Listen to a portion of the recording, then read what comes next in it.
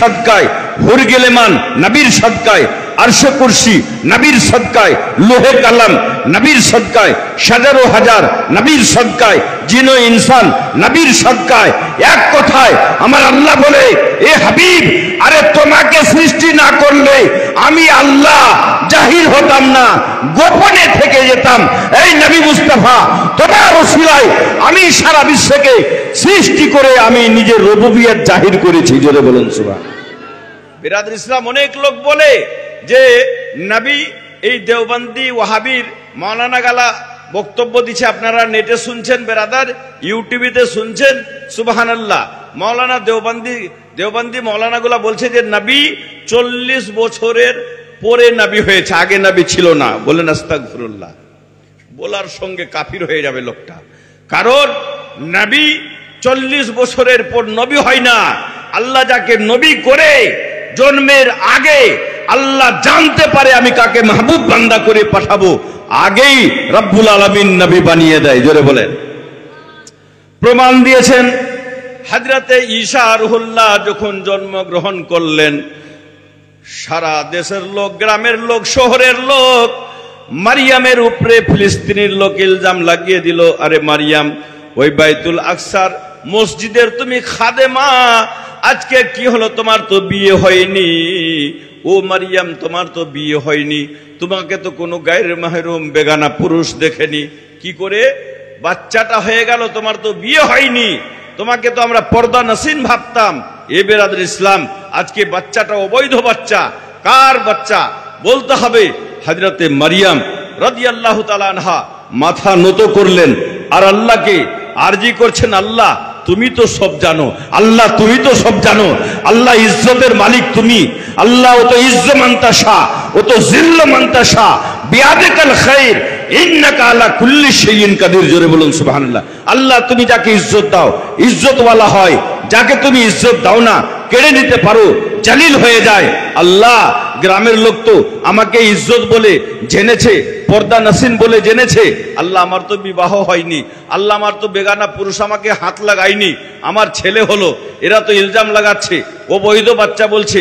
আল্লাহ তুমি এর উত্তরটা দাও।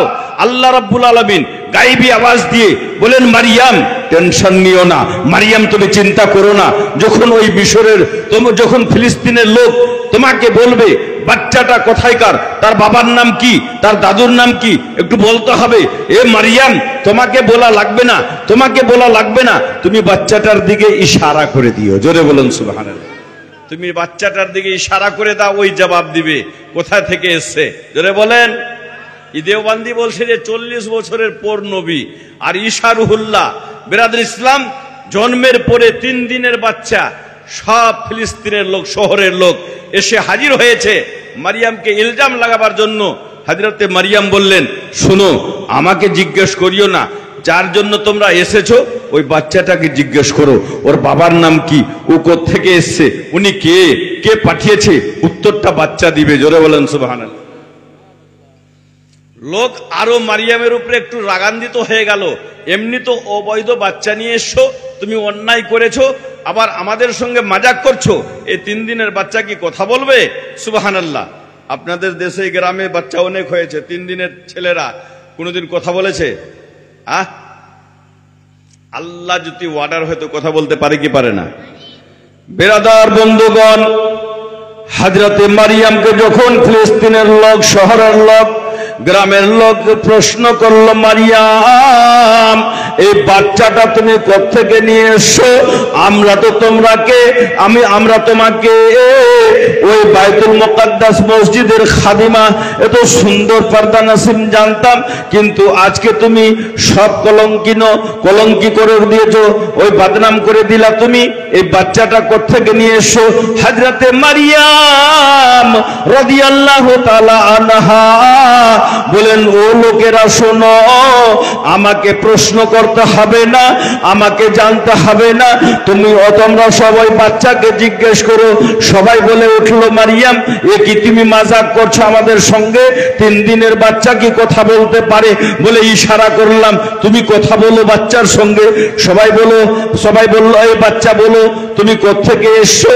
তিন দিনের বাচ্চা বলল, ওই শহরের লোক শুনো, জোরে বলেন, এই শহরের লোক, গ্রামের লোক শুনো, আমার মাকে তোমরা ইলজাম লাগাচ্ছ, আমি কোত্থেকে এসেছি জানবা? ইন্নি আব্দুল্লাহ, জোরে বলেন। হযরতে ঈসা রুহুল্লাহ, 3 দিনের বাচ্চা, বলছে ইন্নি আব্দুল্লাহ, আমি আল্লাহর বান্দা। মোহব্বতে বলা যাবে না? একটু হাতটা দেখে বলেন তো, ইয়া রাসূলুল্লাহ, ইয়া রাসূলুল্লাহ, লাব্বাইক ইয়া রাসূলুল্লাহ, লাব্বাইক লাব্বাইক ইয়া রাসূলুল্লাহ, জোরে বলেন সুবহানাল্লাহ।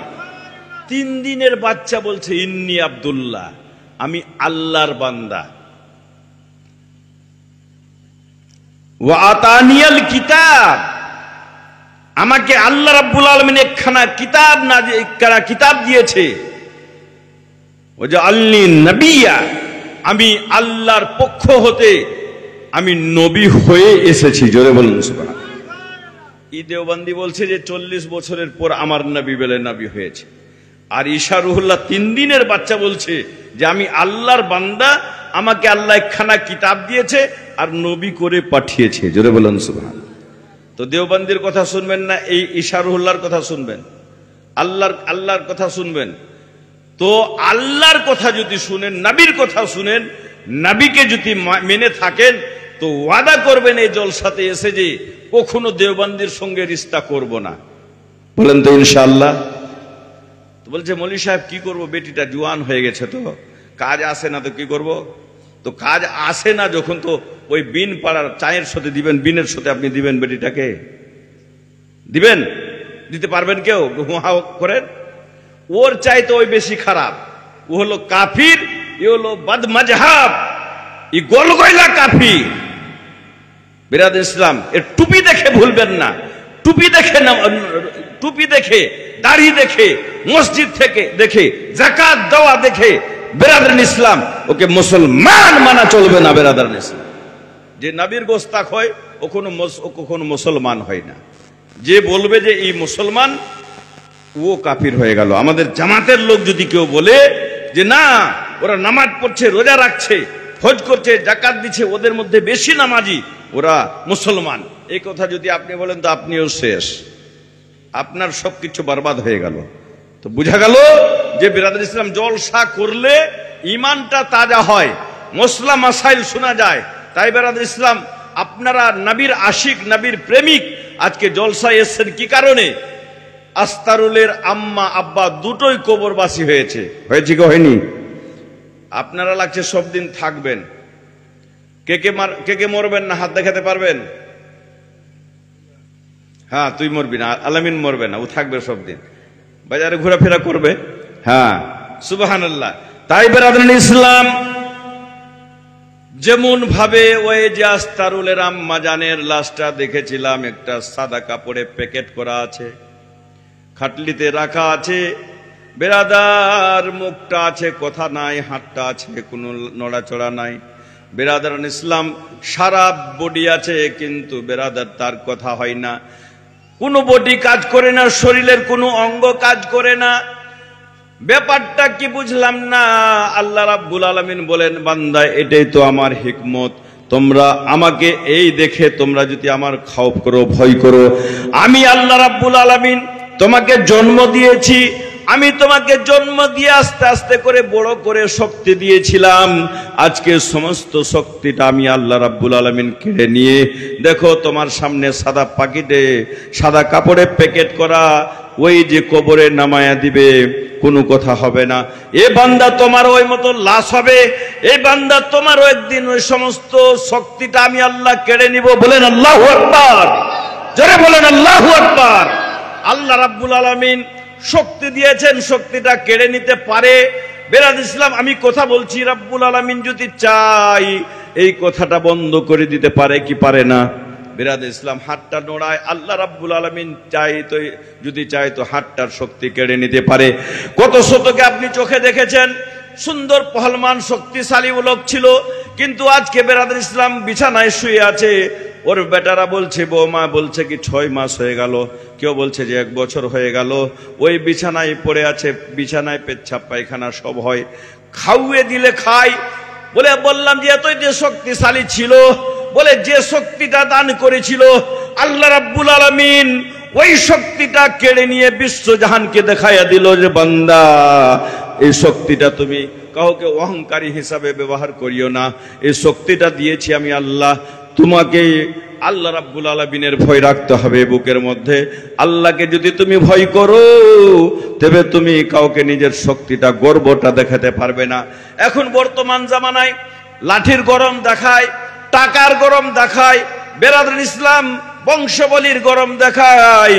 তুমি যদি এই যে 10টা লাঠি নিয়ে ওই 10টা ঘর বংশবালী নিয়ে যদি গরম দেখাও, বেরাদর ইসলাম আল্লাহ রাব্বুল আলামিন ওই আব্রাহা বাদশা 30,000 সৈন্য নিয়ে কাবা ঘরকে ভাঙার জন্য এসেছিল। রব্বুল আলামিন ছোট ছোট পাখি, আবাবিল পাখির লস্কর দিয়ে জিদ্দার দিক থেকে হান ওই ঝাঁকে ঝাঁকে এসে ছোট ছোট আবাবিল পাখি একটা মুখে নিয়েছে ছোট পাথর, একটা এই ডানে একটা ছোট পাথর, একটা এই ডানাতে একটা ছোট পাথর, 3টা করে পাখা নিয়ে ওই পাথর নিয়ে ছোট ছোট পাথর, ওই যে পাথরটা নিয়ে ওই আবাবিল পাখি উড়ে চলে আসলো 30,000 সৈন্যর মধ্যে। যে পাথরটা ছাড়ে দেখতে পাথরটা ছোট, কিন্তু বেরাদার তার হাদিসে, তার ওই জীবনীতে লেখা আছে যে পাথরটা কাউরি মাথায় পড়তো, মাথাকে চিরে দিয়ে ওই জমিনে পড়ে যেত। জোরে বলুন সুবহানাল্লাহ। একটা পাথর, ছোট পাথরে আল্লাহ শক্তি দিতে পারে কি পারে না? আল্লাহ রাব্বুল আলামিনের হাবিব আমার নবী কামলিওয়ালে মুস্তাফা রাহমাতুল্লিল আলামিন নবীর দরবারে আবু জেহেল একটা ছোট পাথর নিয়ে এসে মুটে বন্ধ করে বলছে, মুহাম্মদ তুমি বলো যে আমি নবী, আল্লাহর পক্ষ থেকে আমি নবী। বলে হ্যাঁ। বলে যদি তুমি নবী হয়ে থাকো, তুমি গায়বের সংবাদদাতা যদি হয়ে থাকো, বলে দাও আমার মুটে কি আছে। আমার রাসূলুল্লাহ বলেন, চাচা ও কাকা, আরে আমি বলবো না, আমি কে? ওই তোমার মুঠের জিনিসটা আমার স্বাক্ষর দেবে। চলে বলেন। তো এই আবু জেহেল ভাবছে যে আমার মুঠে যে আছে তো কথা বলবে না, এ তো পাথর, আজকে ঠকবো মুহাম্মদ সাল্লাল্লাহু আলাইহি সাল্লামকে। বলে দিতে পারো যদি আমার মুঠে কি? তোমার রাসূলুল্লাহ বললেন কি, কাকা আমি বলবো না তোমার মুঠে কি আছে, আমি কি তোমার মুঠের জিনিসটা আমার স্বাক্ষর দিবে যে আমি কে। জোরে বলুন সুবহানাল্লাহ। তুমি কানের কাছে একটু ধরো মুঠটা। বেরাদরান ইসলাম যখন কানের কাছে নিয়ে গিয়ে এই আবু জেহেল এইভাবে ধরেছে, তো ওর মুঠ থেকে, মুঠের মধ্যে বেরাদরান ইসলাম এই মাইকের মতো কথা আরম্ভ হয়ে গেছে। কি কথা?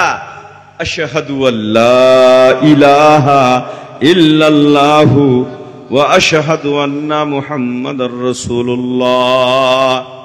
পাথর বলছে আমি স্বাক্ষর দিলাম, আমি সাক্ষী দিলাম আল্লাহ ব্যতীত কোনো অপস্য নয়, আমি সাক্ষী দিলাম হযরত মুহাম্মদ সাল্লাল্লাহু আলাইহি সাল্লাম আল্লাহর মনোনীত প্রিয় বান্দা এবং রাসূল। জোরে বলেন সুবহানাল্লাহ। আবু জেহেল শুনে বলছে যে এত বড় তুমি জাদুঘর, আমার মুঠের উপরে তোমার জাদু চলে গেল। তো বেরাদরান ইসলাম, যার আল্লাহ রাব্বুল আলামিন কলবটাতে মোহর বাধা রাখবে যে জাহান্নামী থাকবে, যত হাদিস দলিল দিয়ে বুঝান ও বুঝবে না। বুঝবে?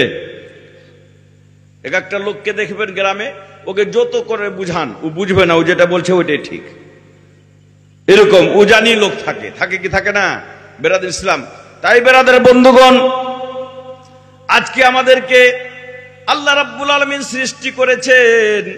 আল্লাহ রাব্বুল আলামিন বলেন, বান্দা যার জন্ম আমি আল্লাহ দিয়েছি তার একদিন মৃত্যু দিব। তোমাদেরকেও একদিন মাওত আসবে রে বান্দা। ওই মাওত আসার আগে একটু চিন্তা ভাবনা করো, অন্ধকার কবরে কি করে তুমি থাকবে? কেউ সাথী নেই, কেউ বাতি নেই, কোনো বিছানা নেই, কেথা নেই, কেউ থাকবে না। আপনার সঙ্গের সাথী যদি কেউ থাকে, আপনার নামাজটা হবে সাথী, আপনার রোজা সাথী, নেক আমলটা সাথী, ঈমান যদি থাকে সুবহানাল্লাহ আমলটাও সাথী হবে। আমার কামলিওয়ালে মুস্তাফা আপনার সাথী হয়ে যাবে। জোরে বলেন সুবহানাল্লাহ। বেরাদরান ইসলাম বন্ধুগণ, ওই নবীর উম্মতি আমরা, যে নবী মুস্তাফা রাস্তা ধরে যেতেন, বেরাদরান ইসলাম ওই সাহাবায়ে কিরাম খুঁজতেন যে নবী মুস্তাফা কোন দিকে গেছে। খানকাতে নাই, ওই বাড়িতে নাই, কোন দিকে গেল? কাউকে জিজ্ঞাসা করার প্রয়োজন হতো না। আমার কামলিওয়ালি মুস্তাফা যে রাস্তা দিয়ে যেত, ওই রাস্তাটা সুগন্ধি দিত মানুষকে। কে? কামলিওয়ালি মুস্তাফা এই রাস্তায় গেছে, জোরে বলেন সুবহানাল্লাহ। মুস্ক আম্বারের চাইতে বেশি ওই যে আস্তক সে